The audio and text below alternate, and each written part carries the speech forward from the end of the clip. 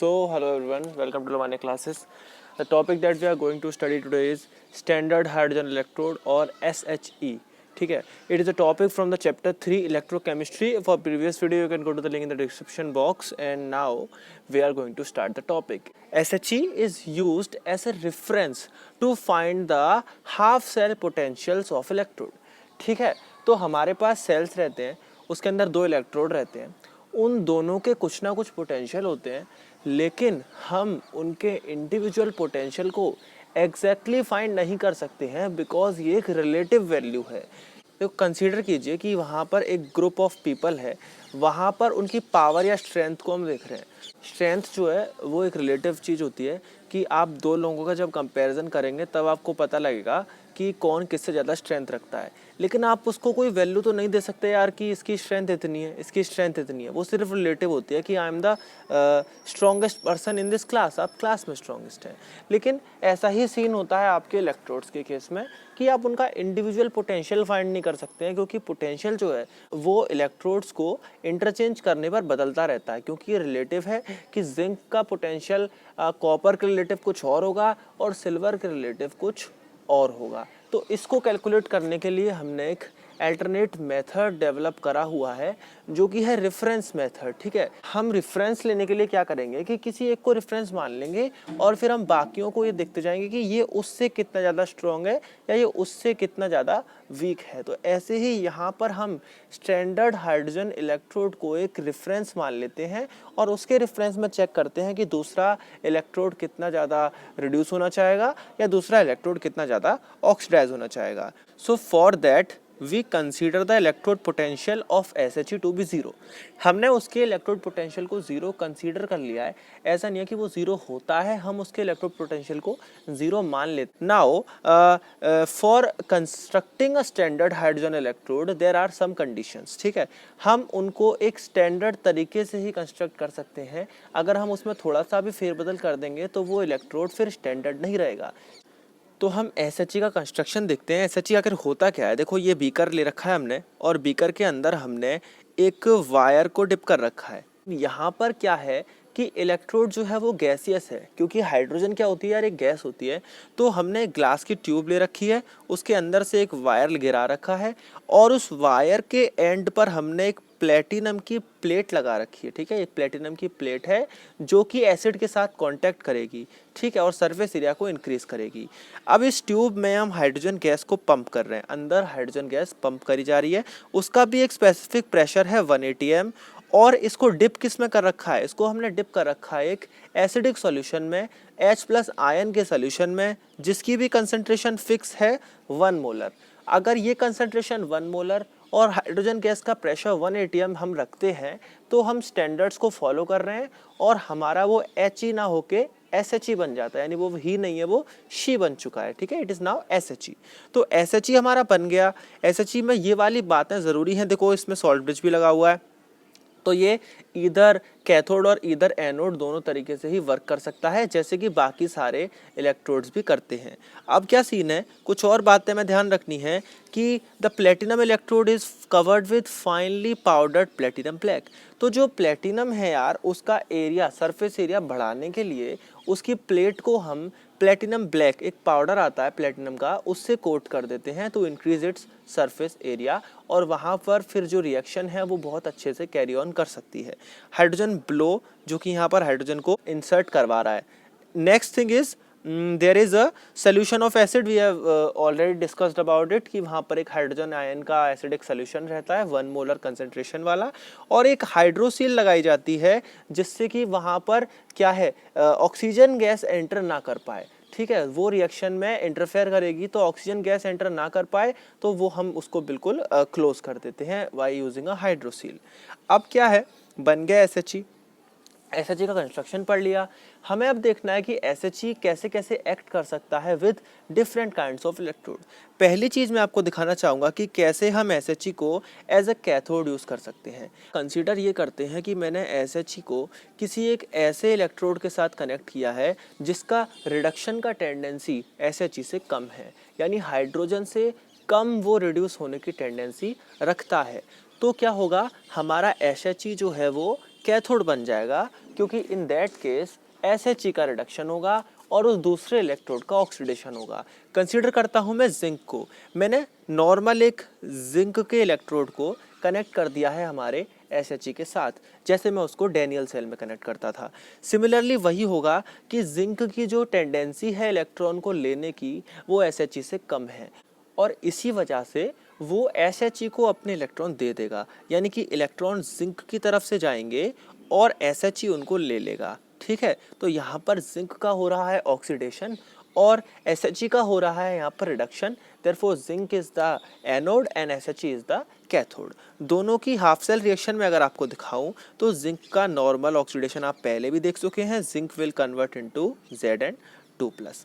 और ऐसे ही आप हाइड्रोजन का भी जानते हैं कि जो सोल्यूशन वाले H+ आयन है वो इन्हीं इलेक्ट्रॉन्स को कैप्चर करके दो इलेक्ट्रॉन को कैप्चर करके एक हाइड्रोजन गैस का मॉलिक्यूल क्रिएट करेंगे और ये वहाँ से एस्केप कर जाएगा। ठीक है, अब क्या होगा, ये दोनों हाफ सेल रिएक्शंस को जब मैं ऐड करूँगा तो मुझे मिल जाएगी हमारी कंप्लीट सेल रिएक्शन। ठीक है, लेकिन आप एक चीज़ देख सकते हैं कि यहाँ पर हमने एक वोल्ट मीटर जो है लगा रखा है। अब वोल्ट मीटर मैंने लगा रखा है वो इस सेल के पोटेंशियल को मेज़र करेगा। ठीक है, यहाँ पर क्या होगा कि जो सेल का पोटेंशियल निकल के आएगा वो निकल के आएगा 0.76 वोल्ट, और ये तभी निकल के आएगा जब दोनों के अंदर मैं स्टैंडर्ड कंडीशंस को फॉलो करूँगा, जैसे मैंने SHE में तो करी ही, साथ में जिंक का जो सोल्यूशन है जिंक सल्फेट का या जिंक नाइट्रेट का वो भी होगा 1 मोलर कंसंट्रेशन का। अगर मैं ये कंडीशंस को फॉलो करता हूँ तो हमेशा मुझे इस सेल का पोटेंशियल और टेम्परेचर कंडीशंस भी अगर स्टैंडर्ड रहती हैं, जो कि आई थिंक होती है 25 डिग्री सेल्सियस, तो मेरा जो ये सेल है उसका वोल्टेज आएगा मेरा 0.76 वोल्ट, और ये वोल्टेज फिक्स हो गया। अब क्या है कि मैं यहाँ पर सेल का वोल्टेज या फिर सेल पोटेंशियल निकालने का फॉर्मूला लगाऊंगा, which is equal to E cathode minus E anode. ठीक है, ये मैं आपको फॉर्मूला पढ़ा चुका हूँ इन द सेकंड वीडियो। और E cathode minus E anode में मैं जानता हूँ कि इलेक्ट्रोड पोटेंशियल जो है कैथोड, कौन है कैथोड? कैथोड है मेरा SHE, उसका पोटेंशियल हम कंसीडर करते हैं टू बी 0। ये कंसीडरेशन है, ये 0 होता नहीं है, ये मैंने रेफरेंस के लिए 0 ले रखा है। और मुझे नहीं पता कि जिंक का यानी एनोड का पोटेंशियल कितना है, लेकिन मुझे वो अब पता लगने वाला है, because I have considered the potential of SHE as 0। तो अब क्या होगा, ये 0 यहाँ से एलिमिनेट हो जाएगा और जो जिंक इलेक्ट्रोड के पोटेंशियल की वैल्यू है वो निकल के आ जाएगी 0.76 वोल्ट, बट नेगेटिव। ठीक है, नेगेटिव से अब मैं ये कह सकता हूँ कि अगर किसी इलेक्ट्रोड का पोटेंशियल नेगेटिव निकल के आता है तो वो SHE के साथ में ऑक्सीडाइज होगा और SHE जो है वो रिड्यूस होगा, यानी कि वो एज एन एनोड एक्ट करेगा वहाँ पर। ठीक है, अब दूसरा केस देखते हैं। दूसरे केस में क्या है, मैं किसी ऐसे मेटल का इलेक्ट्रोड ले लूँ जिसकी रिडक्शन की टेंडेंसी SHE से भी ज़्यादा हो।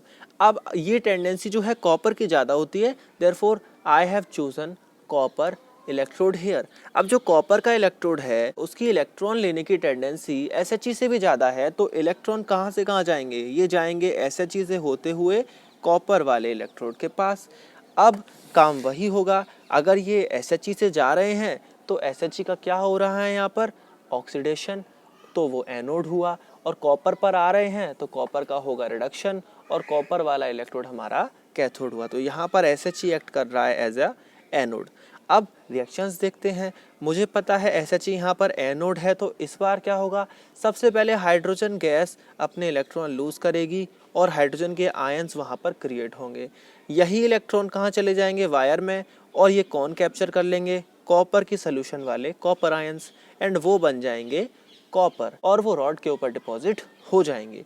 और जब मैं इन दोनों हाफ सेल रिएक्शंस को ऐड करूंगा तो मुझे पता लग जाएगी overall reaction of the cell. Now what we do, we have also placed a volt meter here. यहाँ पर भी मैंने वोल्ट मीटर लगा रखा है और वोल्ट मीटर मुझे बता देगा कि ये सेल कितना वोल्टेज जनरेट कर रहा है। ये वाला सेल हमारा 0.34 वोल्ट का पोटेंशियल जनरेट करता है, and the potential is noted if you keep the condition standard. अगर आप कंडीशन स्टैंडर्ड रखोगे तो you will get the potential equal to 0.34 volt. Similarly मैंने यहाँ पर भी कॉपर का कंसंट्रेशन कितना रखा है, 1 मोलर, और ये नेसेसरी है।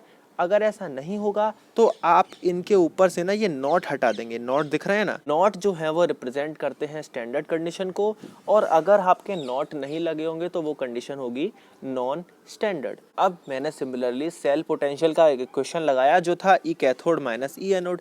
कैथोड यहाँ पर कौन है, कॉपर, और एनोड कौन है, SHE। और SHE का पोटेंशियल कितना होता है, इलेक्ट्रोड पोटेंशियल, दैट इज 0। ये एलिमिनेट हो जाएगा और फिर मुझे क्या मिल जाएगा, कॉपर का पोटेंशियल 0.34 वोल्ट।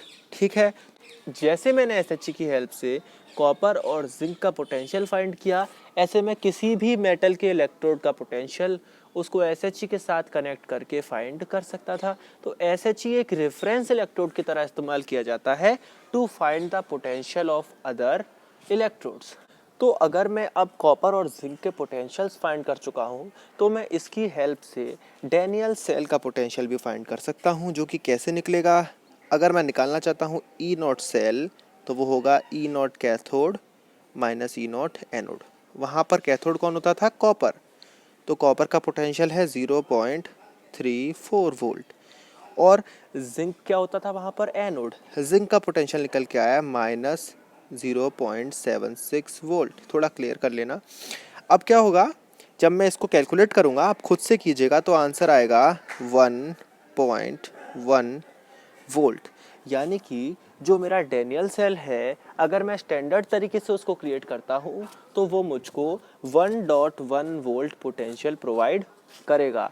और ऐसे ही मैं किसी भी सेल का पोटेंशियल निकाल सकता हूँ, वो बिल्कुल एक्यूरेट आएगा, क्योंकि रेफरेंस एक ही चीज़ के रिगार्डिंग लिया गया है हर किसी का, और वो चीज़ क्या है, हमारा SHE। तो SHE को रिगार्डिंग, ठीक है। तो आज के लिए वीडियो को यहीं पर ख़त्म करते हैं। अगला जो मेन टॉपिक हम पढ़ेंगे वो है नस्ट इक्वेशन, और वो बहुत ही इंपॉर्टेंट टॉपिक है रिगार्डिंग योर बोर्ड्स। तो अगर वीडियो आपको पसंद आया हो तो लाइक कीजिएगा और चैनल को सब्सक्राइब कीजिएगा, बेल आइकन जरूर दबाइएगा ताकि आपको फ्यूचर में भी ऐसे ही अपडेट्स मिलते रहें। And thanks for watching, peace out.